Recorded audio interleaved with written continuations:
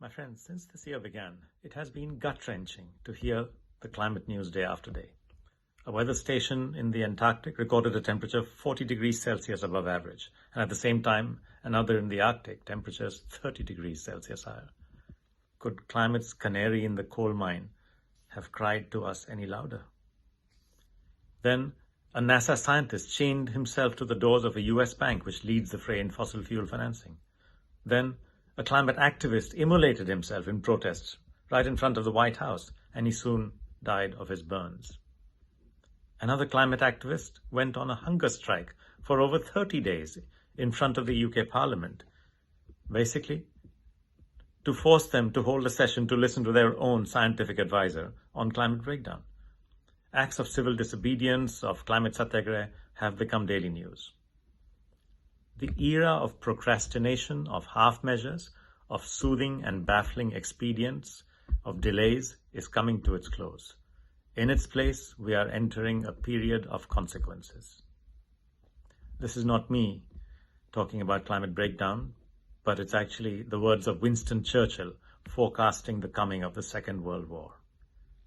And my friends, we are in the throes of not one war, but two, Ukraine and climate breakdown.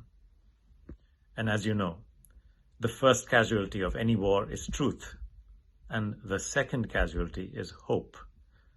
But if either of these wars is to be won by the side that favors truth and justice, then we have to keep truth alive, and we have to keep hope alive.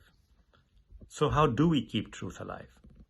We must constantly inform the public of the facts, including the gap between what we say and what we do. So therefore, your Earth Index will become a very important pixel in the overall picture that every citizen, every woman, man, and child must be made to understand.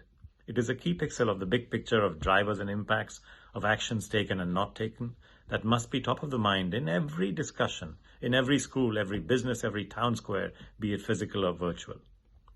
These pixels of truth must together form a compelling, common understanding, a big picture which is a truthful image of what needs to be done and what must be done by policymakers, financiers, businesses, communities, and by citizens themselves.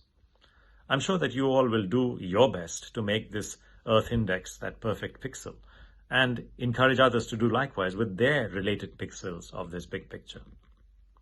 But secondly, how do we keep hope alive? Equally important.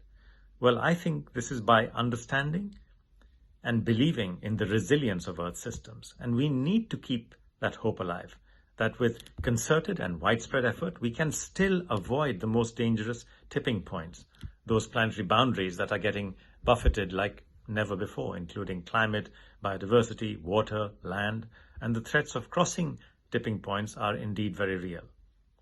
There is much science to consume, there is much more science still to learn, and we don't have the time to wait for that perfect knowledge.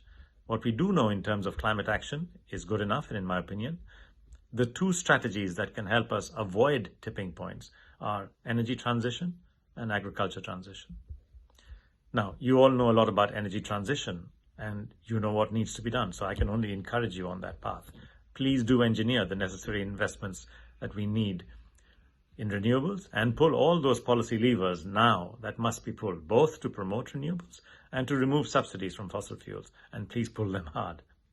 Businesses and citizens can make their inevitable choices earlier rather than later, so please help them to do so. In doing so, do not also forget that if you use a full value chain lens, then human food systems account for about half of anthropogenic GHG emissions.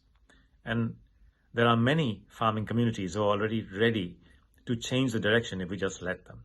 Natural farming has been demonstrated to have higher yields, lower costs, lower greenhouse gas emissions, lower water use, and be better for human health. And the iconic case of 700,000 farmers in just one state in India called Andhra Pradesh, it's in the southeast, shows that scaling is indeed possible. And replication across different climatic and geological areas obviously needs more work, but early signs there are positive, and we must push the pedal there as hard as possible too. You've got a long and important session ahead. My congratulations to all of you for building your perfect pixel of the picture of truth that everybody needs to keep up hope and to win this war. All the best to you. Take care.